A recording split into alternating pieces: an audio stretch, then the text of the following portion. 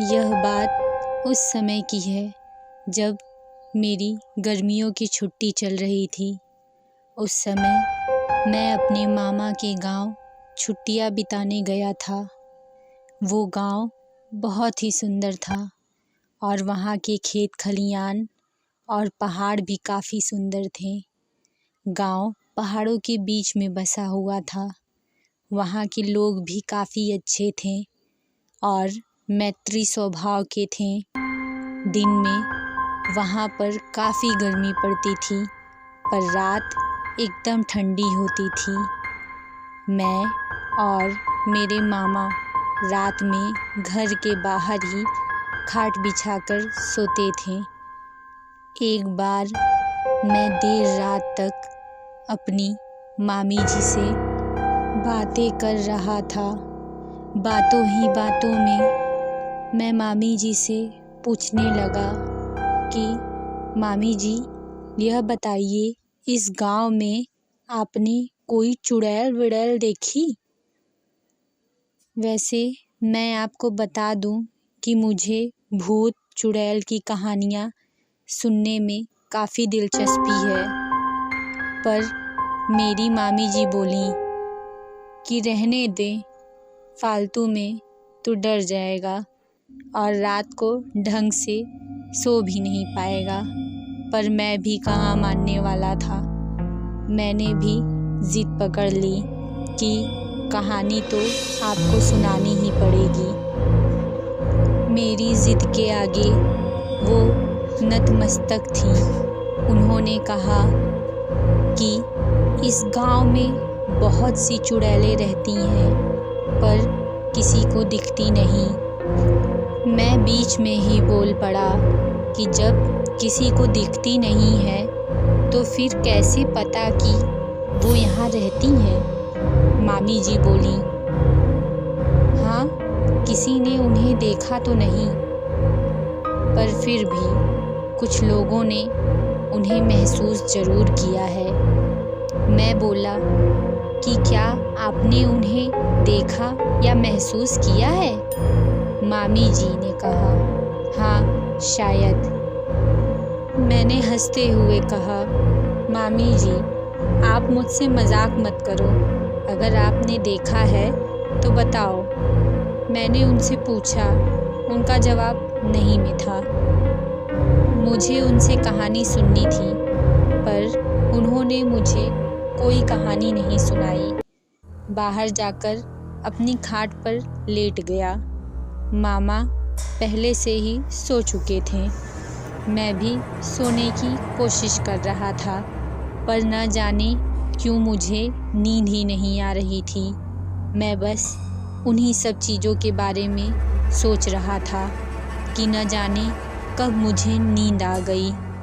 मुझे सही से तो नहीं पता, पर शायद आधी रात को मेरी नींद अचानक से किसी के पैर की आवाज़ सुनकर खुली। उस समय मेरे मामा जी तो सो ही रहे थे।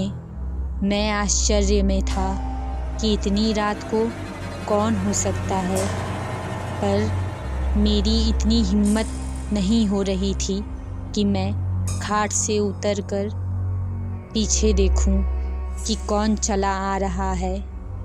उस समय थोड़ा डरा हुआ था, क्योंकि उस रात मैं मामी जी से भूत चुड़ैल की बातें कर रहा था।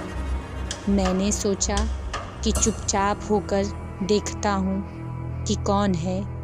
धीरे धीरे वो आवाज़ बढ़ती जा रही थी। वो जो कोई भी था, धीरे धीरे मेरे पास आ रहा था। मैंने देखा कि एक बूढ़ी सी महिला थी, जिसके काले रंग की साड़ी पहन रखी थी और वो झुककर चल रही थी। वो मुझसे अब थोड़ी आगे निकल गई और एक जगह जाकर रुक गई। मैं अब भी उसे ही देख रहा था और सोच रहा था कि ये क्यों रुकी है, कि तभी वह पीछे मुड़ी। जहाँ वह रुकी थी वहाँ बल्ब की हल्की सी रोशनी पड़ रही थी। मैंने उसका चेहरा देखा और सच कहूँ तो मैं उसका चेहरा देखकर डर गया। उसकी नाक लंबी थी और उसके चेहरे पर अजीब सी डरावनी हंसी थी। उसकी आंखें देखकर ऐसा लग रहा था जैसे वो मुझको ही देख रही है। मैंने अपनी आंखें बंद कर ली और चुपचाप ऐसे देखने लगा जैसे मुझे कुछ भी नहीं पता हो। थोड़ी देर बाद मेरे कानों में एक आवाज़ आई, हाँ। तुझे क्या लगता है मुझे नहीं पता कि तू मुझे देख रहा है? मैं एकदम से नींद से उठा। सुबह होने में अभी भी कुछ समय बाकी था। मैं बोला, भगवान का लाख लाख धन्यवाद है कि यह एक सपना था, पर यह सच नहीं था, वह हकीकत ही था। दोपहर का समय था। दोपहर के समय गांव के एक ही घर में लोगों का जमावड़ा लगा हुआ था। सब लोग चिल्ला रहे थे कि इस पर चुड़ैल आई है। मैं भी उनकी ही भीड़ में खड़ा था। सामने एक महिला पागलों की तरह हरकतें कर रही थी। सब लोग बोल रहे थे कि इस पे चुड़ैल का साया है। कोई कह रहा था कि रात को यह बाहर पेशाब करने गई थी, फिर लौटी ही नहीं। सुबह यह गांव के आखिरी में उगे बरगद के पेड़ पर बैठी थी और कुछ गांव वाले इसे वहां से लेकर आए हैं। वो सबको देखकर हंस रही थी।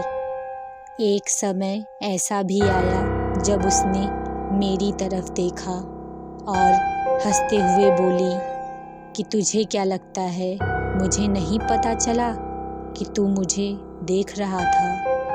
मैं समझ गया था कि मैंने जो रात में देखा था वो मेरा सपना नहीं बल्कि हकीकत थी। मैं बहुत डर गया था और वहाँ से भाग गया। अगले ही दिन मैंने मेरे मामा जी से बोला कि मुझे मेरे घर छोड़ दो। मुझे नहीं पता कि वो महिला चुड़ैल कौन थी और वो मुझे क्यों दिखी। वो मुझसे क्या चाहती थी मुझे नहीं पता। उस गांव की महिला के साथ उसने क्या किया, पर अब भी मैं उस रात के बारे में सोचता हूँ तो डर जाता हूँ।